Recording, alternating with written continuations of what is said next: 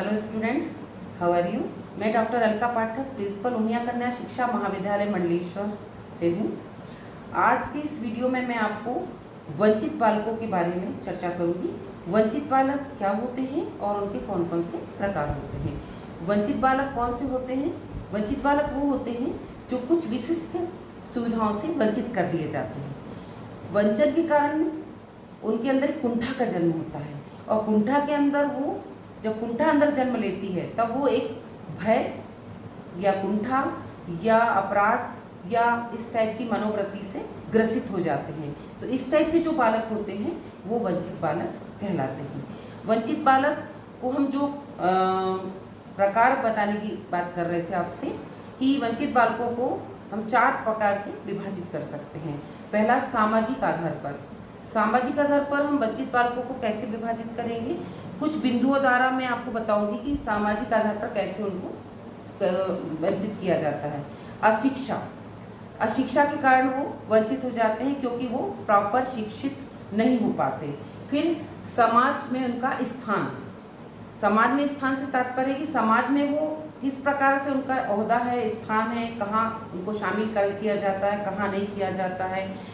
फिर उसके बाद परिवार की स्थिति, तो परिवार की जो खराब स्थिति है उसके कारण भी सामाजिक रूप से वंचित हो जाती है। आप लोगों ने कभी देखा होगा कि जैसे कोई गरीब लोग होते हैं तो उनको कोई हे दृष्टि से देखता है, उनको समाज में शामिल नहीं करता कि अरे ये क्या देगा हमको। तो इस टाइप से जो बच्चों की खराब पारिवारिक स्थिति खराब होती है उनको भी वंचित किया जाता है। फिर पड़ोस का व्यवहार, जो पड़ोस का प्रभाव रहता है, व्यवहार रहता है, तो जो आस पड़ोस के लोग रहते हैं उसका इफेक्ट भी वंचना पे पड़ता है कि पड़ोस के लोग कैसे हैं, उसका इफेक्ट भी हमारी वंचित सामाजिक रूप से वंचित में प्रभाव पड़ता है। फिर संगी साथियों का प्रभाव, जैसे आपके साथ आपके फ्रेंड भी होंगे, दोस्त भी होंगे और साथी भी होंगे, तो वो कैसे हैं, उनका वो कैसे भावना है या कैसी पढ़ाई करते हैं, उनका स्टैंडर्ड कितना है या उनका लिविंग स्टेटस कितना है, वो किस बैकग्राउंड से बिलोंग करते हैं।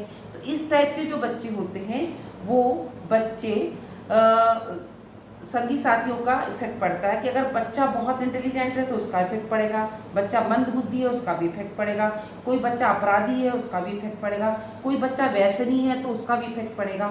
आपने देखा होगा, साइकोलॉजी पढ़ी होगी तो आपने देखा होगा कुछ बच्चे चुपके चुपके से कुछ गलत काम करते हैं। गलत काम से मतलब जैसे बीड़ी पीने लगते हैं या सिगरेट पीने लगते हैं। तो ये चीज़ें सीखते हैं बच्चे, लर्न करते हैं। अगर एक कर रहा है तो दूसरा भी करेगा, तीसरा भी करेगा। तो इस टाइप से संगी साथियों का प्रभाव भी वंचना पे पड़ता है कि हम उसको समाज से वंचित कर देते हैं।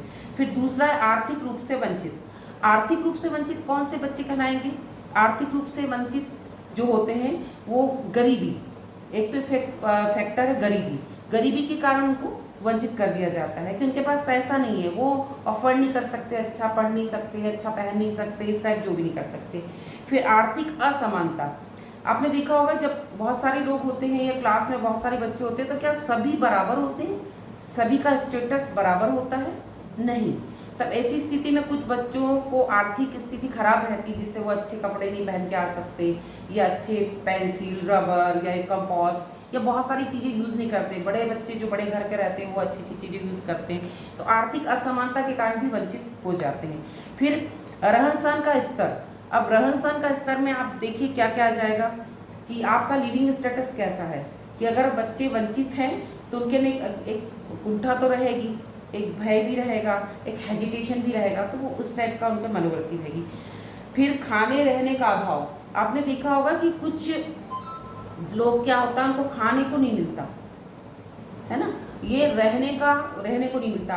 अभी लेकिन गवर्नमेंट ने ये सुविधाएं दे दी हैं कि मध्याह्न भोजन और आवास योजना ये प्रोवाइड कर दिया, पर पहले जो वंचित हो जाते थे उनको ये सब चीज़ों का अभाव रहता था। फिर धन का अभाव, धन का अभाव, धन नहीं होगा, पैसा नहीं होगा तो बच्चा अच्छे से पढ़ नहीं पाएगा, अच्छे से पढ़ नहीं पाएगा तो शिक्षा ग्रहण नहीं पाएगा, और शिक्षित नहीं होगा तो उसको उसका सोशल बिहेवियर भी अच्छा नहीं होगा, उसका विकास भी नहीं होगा, उसका ग्रोथ एंड डेवलपमेंट रुक जाएगा। फिर उसके बाद जो हम देख रहे थे कि आर्थिक रूप से जो वंचित क्यों होते हैं, तो वो विद्यालय की फीस नहीं दे पाते।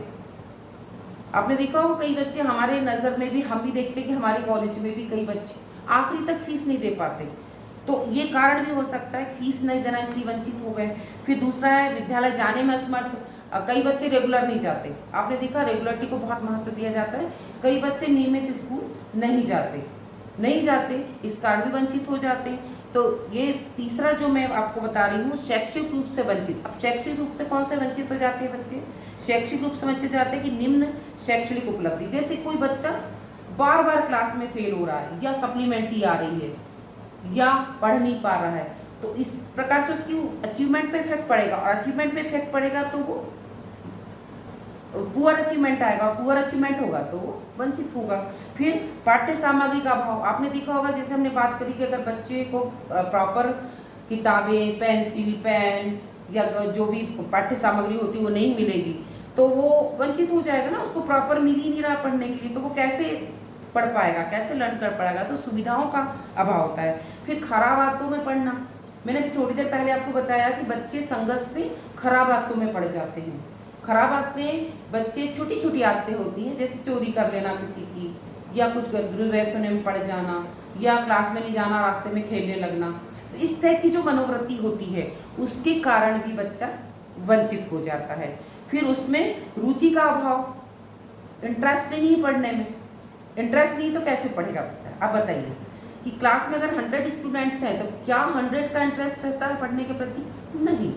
तो जब उनका इंटरेस्ट ही नहीं है तो अंदर कैसे जाएगा, लर्न कैसे होगा?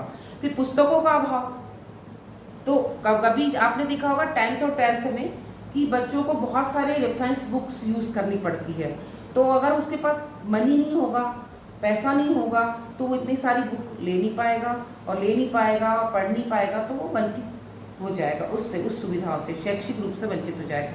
फिर संवेगात्मक रूप से वंचित कैसे हो जाते हैं बच्चे? संवेगात्मक रूप मतलब इमोशन। अब इमोशन के कारण कैसे हो जाते हैं? आपने देखा होगा कि सब इमोशंस होते हैं, भय, क्रोध, घृणा, या आक्रामकता, या प्रेम, या गुस्सा, ये सब इमोशंस हैं। तो ये इमोशन के कारण भी वंचित हो जाता है। कई बार आपने देखा होगा अपनी क्लास में कोई बच्चे को, अगर आप एक बार कोई क्वेश्चन कर रहे हो, जवाब नहीं दे रहा, तो अगर आपने डांट दिया तो वो रोने लगता है। तो ये क्या है? इमोशंस। रोना एक इमोशंस है, भय एक इमोशंस है, क्रोध एक इमोशन है। तो इमोशन को प्रकट हो जाते हैं, जब प्रकट हो जाते हैं तो बच्चा वंचित हो जाता है। फिर कुसमायोजन, मतलब समायोजन नहीं कर पा रहा है, या तो घर में नहीं कर पा रहा है, या स्कूल में नहीं कर पा रहा है, या संगी साथियों के कारण नहीं हो रहा है। जो संवेगात्मक रूप से वंचित कब होते हैं? जब वो वेल एडजस्टमेंट नहीं कर पाते। फिर डर, उनके अंदर एक डर है कि अगर मैं ये करूँगा तो मुझे डांट पड़ेगी, या स्कूल से निकाल दिया जाएगा, या मेरे माता पिता को बुलाया जाएगा। तो इस प्रकार का जो भावना है उसके अंदर, उसके कारण भी वो क्या करता है?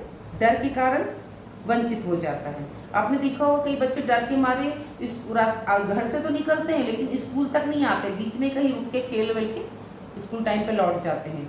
तो मोस्टली ऐसा गांव में होता है, शहरों में तो ऐसा नहीं होता, क्योंकि माता पिता बराबर ध्यान देते हैं, छोड़ने आते हैं, लेने आते हैं, उन्हें पता है कि बच्चा स्कूल जाएगा। तो ये जो चारों प्रकार मैंने आपको बताए हैं वो आपको ये शो करेंगे बच्चा किस किस प्रकार से वंचित हो जाता है, किन किन तरीके रूप में वो वंचित होता है, क्यों हम उसको कुछ सुविधाओं से वंचित करते हैं। आज मैंने आपको जो बताया वो आपके लिए एक ये उपयोगी है कि आप जब क्लास में जाएंगे पढ़ाने तो आप ये समझ पाएंगे कि वंचित बच्चा कौन सा है, उसकी कैरेक्टरिस्टिक्स को देखकर आप बता पाएंगे। अगले वीडियो में मैं आपको इसका आइडेंटिफिकेशन, कैरेक्टरिस्टिक्स दोनों बताऊंगी। आज बस इतना ही। Thank you so much.